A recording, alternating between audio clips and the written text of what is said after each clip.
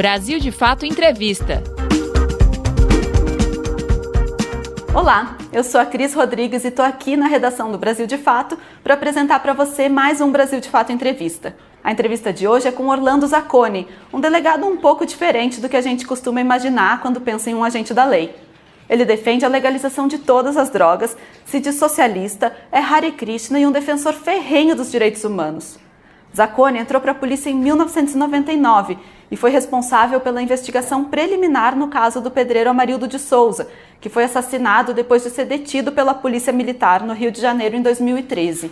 O delegado debate a política de segurança no Brasil, tanto da perspectiva das condições de trabalho dos agentes, quanto do excesso de violência policial. Confira! Movimento Policiais Antifascismo. Cheguei na polícia dentro dessa perspectiva, né? Já como delegado, já como poder de comando, né? Tirei muitos plantões de delegacias distritais até quando eu assumi as primeiras titularidades. Fui fazer um mestrado em ciências criminais, onde eu tive contato com outros saberes que não eram saberes jurídicos, como no caso a criminologia, né? História da polícia, uma série de saberes, sociologia, que podiam me dar uma resposta para o fenômeno do crime para além do direito. Porque o direito não explica o que é crime. O direito ele simplesmente traz um conjunto normativo que vai definir se um comportamento pode ser ou não classificado como crime, mas isso não explica o fenômeno criminal, né? O crime, enquanto um fato social, ele é explicado não pelo direito, mas por outros saberes. E entendendo a dinâmica do crime como, né, e principalmente dos processos de criminalização, que são os processos que constroem o crime e o criminoso no ambiente social, eu realmente fui mudando a minha forma de pensar em relação à função do delegado, em relação às funções da polícia, e passei a ser um elemento, digamos assim, crítico em relação às muitas das funções reais, concretas, que são exercidas pela polícia.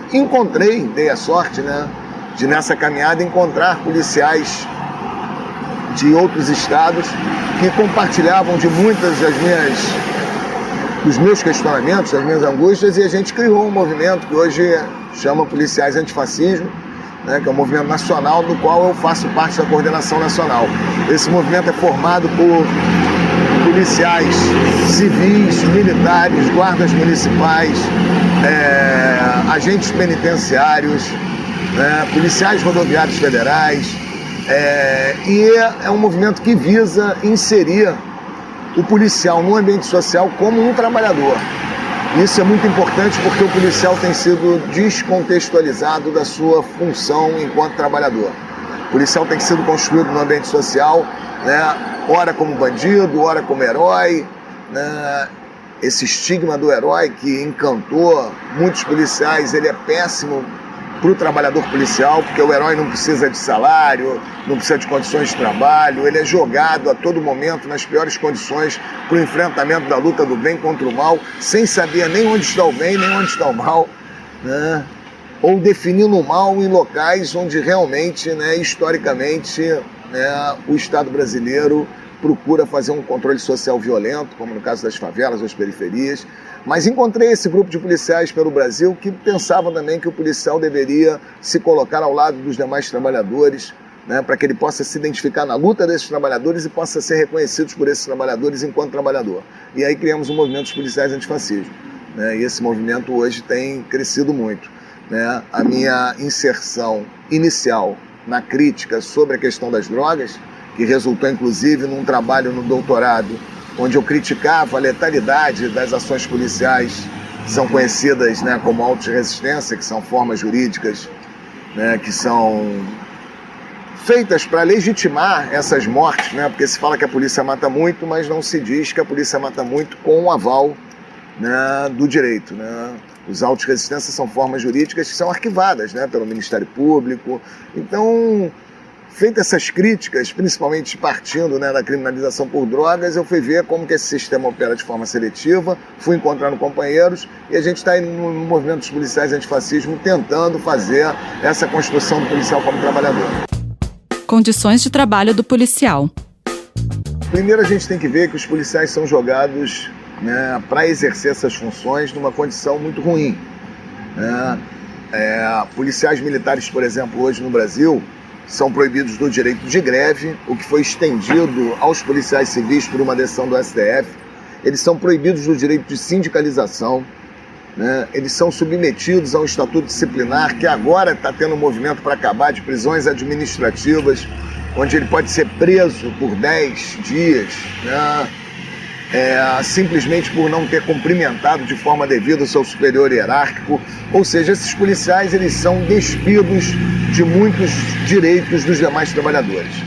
E você cria então uma tropa que fica propícia, né, a ser controlada, né, receber ordens, sem poder questionar a legalidade, a legitimidade dessas ordens. E pior, como essa tropa não pode ascender ao comando das polícias, porque nós não temos uma carreira única, né? Então ele não tem nem como fazer uma reflexão crítica das funções, porque ele nunca vai poder ser o gerente, ele nunca vai poder ser o gestor da polícia. Então ele simplesmente recebe ordens. E dentro de um ambiente social, né, onde esse ódio aos pobres, esse racismo estruturante, ele está difundido em muitos locais na sociedade, esse policial ele encontra um local propício para exercer essas funções genocidas.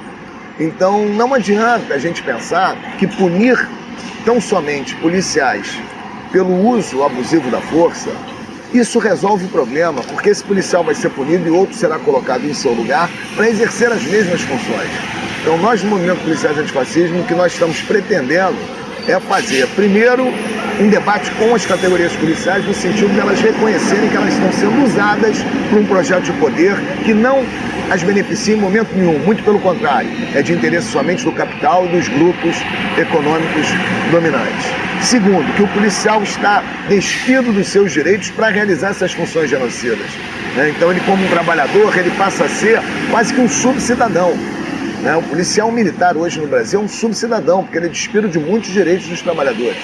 Então tentar dialogar isso com os policiais é uma tarefa difícil, né? Porque eles acabam sendo seduzidos pelo discurso que diz que o policial é um herói e que ele tem que aceitar toda essa, né, essa condição de submissão e de subcidadania para exercer funções que não são sequer do seu interesse, mas são dos interesses dos grupos poderosos. Então isso é um desafio, né? Mas também estamos dialogando com a sociedade no sentido da sociedade entender que não adianta a gente olhar para o policial como policial sendo o problema, né? Porque existe toda uma política que não é definida pelo policial. Não é o policial que chega no batalhão e resolve, hoje nós vamos invadir a favela. Não é o policial que decide que ele tem que produzir uma quantidade imensa de cadáveres. Eu, como delegado, tive notícias de que haviam batalhões em tempos passados, né? Isso há algumas décadas atrás, né? Assim que eu entrei para a polícia, cujo número de autos de resistência, o número de mortes produzidas, qualificava aquele batalhão como um batalhão bom, um batalhão eficiente. Mais de 95% dos autos de resistência, que são as ações pelas quais os policiais, né, em serviço matam uma pessoa, são arquivados em menos de 5 anos.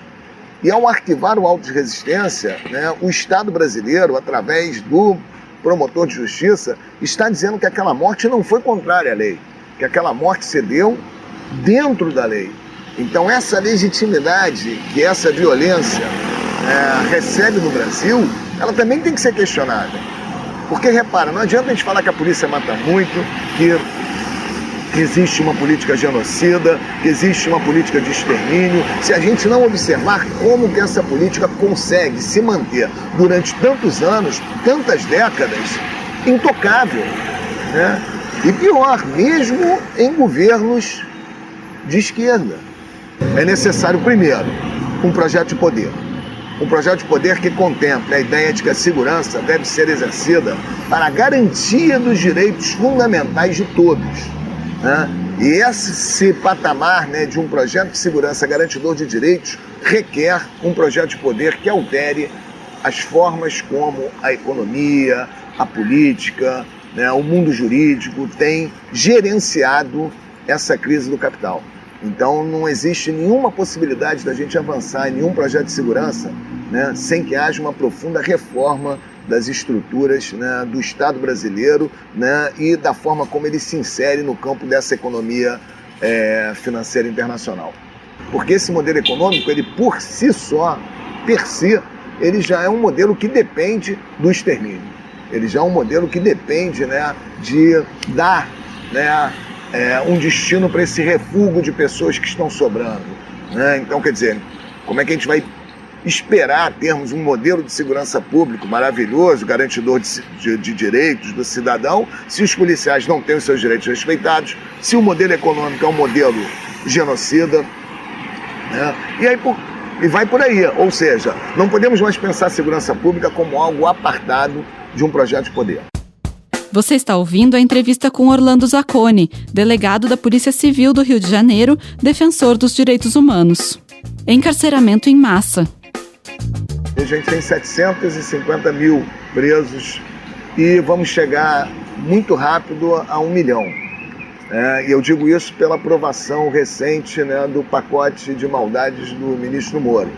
Ainda que ele tenha sido aprovado com algumas ressalvas, com algumas modificações, né, esse pacote, no que diz respeito à população carcerária, aponta para um aumento absurdo de presos no Brasil, principalmente porque ele eleva, né, em muito a progressão do regime, né, os benefícios, digamos assim, de progressão de regime, dando um tempo maior de permanência dos presos dentro das instituições prisionais.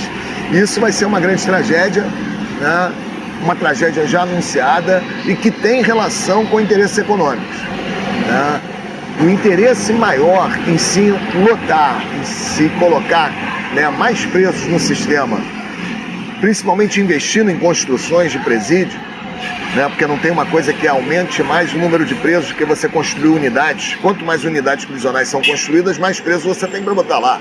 São Paulo hoje é o estado do Brasil que tem 1/3 da população carcerária de todo o país. Isso não se dá porque em São Paulo tem 1/3 dos índices criminais do país. Isso se dá porque São Paulo foi o país que mais investiu em construção de presídio. O que significa que quanto mais presídios se constroem, mais pessoas nós temos para colocar lá. E hoje, os estados apontam para essa política, construção de presídio. Isso tudo é voltado para um objetivo econômico. Quando chegarmos a 1 milhão de presos, isso vai ser em pouquíssimo tempo, podem ter certeza que nós vamos fazer o mesmo caminho que foi feito nos Estados Unidos, que é a privatização do sistema prisional. Essa privatização vai se dar, né, de uma forma acelerada e provavelmente seguindo o mesmo modelo. Hoje, nos Estados Unidos, você tem empresas de capital aberto, empresas SA, que operam na Bolsa de Valores e administram o sistema prisional. Você transforma, assim, né, o preso, né, num valor monetário, né? Você mantém cada vez mais essas pessoas encarceradas, porque esse valor monetário vai fazer uma renda, né? Investe-se em segurança, né? Criação, construção de presídios, manutenção de uma população imensa carcerária, sob o argumento de proteger a segurança dos negócios. Caso Amarildo. O caso Amarildo foi um caso emblemático porque teve, digamos assim, né, uma visualização internacional, né? Evidentemente que o que aconteceu com o Amarildo pode estar acontecendo agora, né, com muitos, e anteriormente ao caso do Amarildo também, né, um favelado negro que desaparece pelas mãos da polícia, né, numa periferia, numa favela, é algo que a gente pode dizer que é corriqueiro no Brasil, infelizmente. Mas o caso Amarildo ganhou uma repercussão internacional pelo momento em que ele se deu.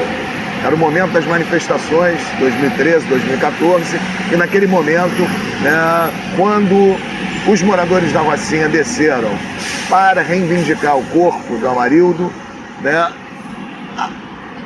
a juventude, os estudantes, né, os artistas, toda a classe média que já estava nas ruas, né, em protesto, aderiu ao movimento, né, da favela. Foi um encontro mágico, né, onde a gente teve pela primeira vez setores que historicamente são conservadores, né, preocupados com a vida de um desaparecido negro, pobre, né, numa favela do Rio de Janeiro. Então aquilo deu uma dimensão muito grande, né, mas eu já estava naquele momento entendendo que o que mais estava em jogo ali não era a forma como a polícia agiu. Ninguém me perguntava, eu era delegado, ninguém me perguntava o que a polícia fez com a Amarildo. O que eles me perguntavam era quem era Amarildo. Isso eu falo, amigos, familiares, imprensa. O que a sociedade queria saber não era como a polícia tinha agido a partir da abordagem do Amarildo. Que todo mundo queria saber se Amarildo era vagabundo, bandido ou não. Porque se Amarildo fosse definido como bandido, como traficante de drogas, né, o seu desaparecimento, a tortura, a sua execução, tudo isso estaria legitimado. Porque, infelizmente, no Brasil ainda se constrói a ideia, né, de que, em relação a determinadas categorias de criminosos, principalmente traficantes de drogas, o direito à vida ele é totalmente suprimido. Então, eu diria que a lição que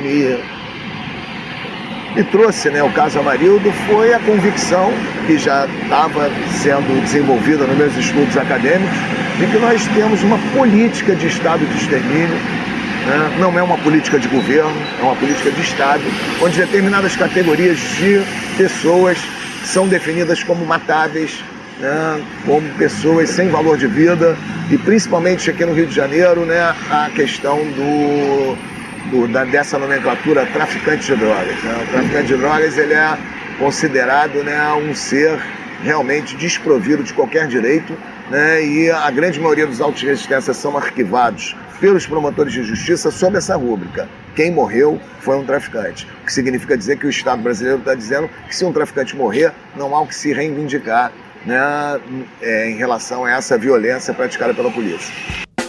Política antidrogas. As igrejas entenderam que o discurso moral contra as drogas era um caminho fácil, né, para regimentar, né, as ovelhas.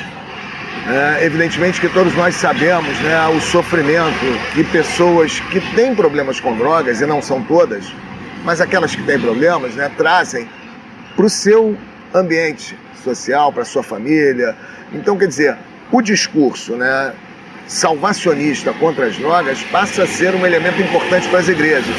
E no jogo político, eles pleitearam verbas, né, para o projeto das comunidades terapêuticas. Esse projeto das comunidades terapêuticas foi a porta de entrada da igreja nesse campo. Eles receberam muito dinheiro, né, para tocar, né, esse projeto. E o Bolsonaro agora pegou esse bonde andando e deu uma ampliação absurda, né? Na verdade, políticas públicas como política de drogas não poderiam nunca passar por um debate religioso, por um debate moralista, né? Principalmente com verba pública. Esse é que é o problema, porque que as igrejas discutam a questão da adicção, do sofrimento por drogas, dentro das suas instituições, ela estará discutindo a questão das drogas sob o prisma moral, né, teológico, daquilo que cabe à instituição religiosa. O problema é quando você começa a dar verba pública para essas igrejas operarem, né, esse projeto de internação. E cuidado, né, de um problema como esse, que é o problema da adicção, através de um prisma teológico. Isso aconteceu anteriormente, Bolsonaro pegou, e esse é o, digamos assim, é o grande prato, né, para a relação das igrejas com as estruturas de poder. Não é à toa que na construção dos ministérios, né, você tem uma participação ativa das igrejas no que diz respeito às políticas de droga. Enfraquecimento, né, de toda a rede pública de atendimento, né, às pessoas, aos usuários problemáticos de droga.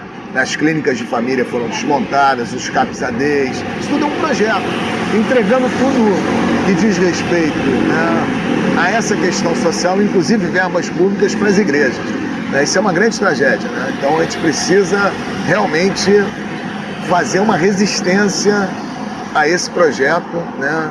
Porque é justamente na questão das drogas que as igrejas, né, mais se legitimam. A questão das drogas hoje, ela não é só uma questão prioritária. Ela é uma questão de máxima urgência, porque no mundo inteiro você já tem, né, países centrais como Estados Unidos, Canadá, Alemanha, países europeus, estão investindo muito na pesquisa a partir da legalização da maconha, né, dos fins tanto terapêuticos como industriais do uso dessa planta. Nós estamos falando de uma planta, né? Hoje no Brasil nós estamos vivendo um momento trágico, né, porque você tem a autorização para o consumo de produtos, né, como CDB, canabidiol, né, para pacientes que precisam de um medicamento, mas não temos ainda regulamentação para que esse medicamento seja produzido no Brasil. Ou seja, o Brasil autoriza, mas obriga os pacientes a importarem o medicamento. Isso é uma questão que diz respeito à economia, uma relação de dependência, né? Então o Brasil está sendo jogado, né, dentro desse mercado ilícito das drogas no campo internacional, com funções distintas. Primeiro, de ser um consumidor de produtos derivados da maconha numa relação de dependência. E depois dele manter aquecido o mercado das armas, que também, né, hoje eu sou policial, a polícia compra armas hoje da Glock, né? Não é mais a Taurus, né? Essa ampliação do mercado das armas no Brasil, inclusive para as instituições policiais, ela veio sob o discurso de uma política repressiva ao comércio das drogas. Para que a polícia quer? O grande enfrentamento que a polícia faz com armas, né, é o mercado ilícito das drogas. Então, manter o Brasil, né, proibindo o consumo das drogas, mas autorizando o consumo dessa mesma substância para fins terapêuticos, para fins industriais, isso tudo vai ser uma jogada, onde eles estão ganhando dos dois lados. Estão ganhando, vendendo os medicamentos, vendendo os produtos industrializados, tênis da Adidas, Hemp, que você pode comprar de fora o tênis Hemp, mas não pode produzir no Brasil o tênis Hemp. Isso é uma jogada econômica. E mantém a proibição da maconha para que se também venda armas, né, negócios da segurança, todos voltados para manter o proibicionismo no Brasil. Então a proibição das drogas no Brasil, cada vez mais, ela tem se mostrado com um caráter econômico devastador, que vai, né, cada vez mais incentivar que se mantenha essas políticas genocidas, porque esse genocídio também exerce uma dupla função. Primeiro, né, coloca na vala aqueles que não têm mais um espaço dentro desse modelo econômico, nem como consumidor e nem como produtor, né, nem como trabalhador, né, porque a precarização do trabalho não vai fazer que todos virem empreendedores, né? Tem um espaço limitado do chamado empreendedorismo, né?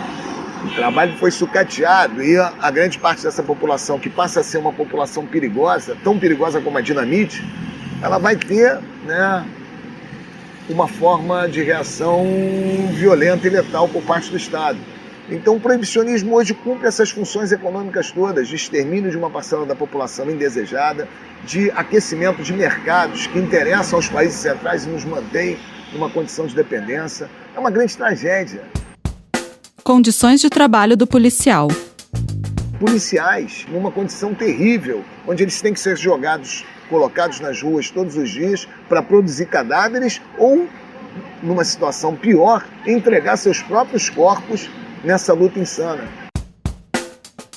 Você acabou de ouvir a entrevista com Orlando Zacconi, delegado da Polícia Civil do Rio de Janeiro, defensor dos direitos humanos. Para conferir mais entrevistas como essa, acesse o Brasil de Fato Entrevista no Spotify, no Deezer ou no iTunes, ou inscreva-se no nosso canal no YouTube para receber as notificações. Apresentação, Cris Rodrigues. Entrevista, Pedro Estropaçolas. Edição, Vanessa Nascimento, Adilson Oliveira e Lucas Weber. Coordenação, Camila Salmásio e José Bruno Lima. Direção, Beatriz Pasqualino e Nina Fidelis. Brasil de Fato Entrevista.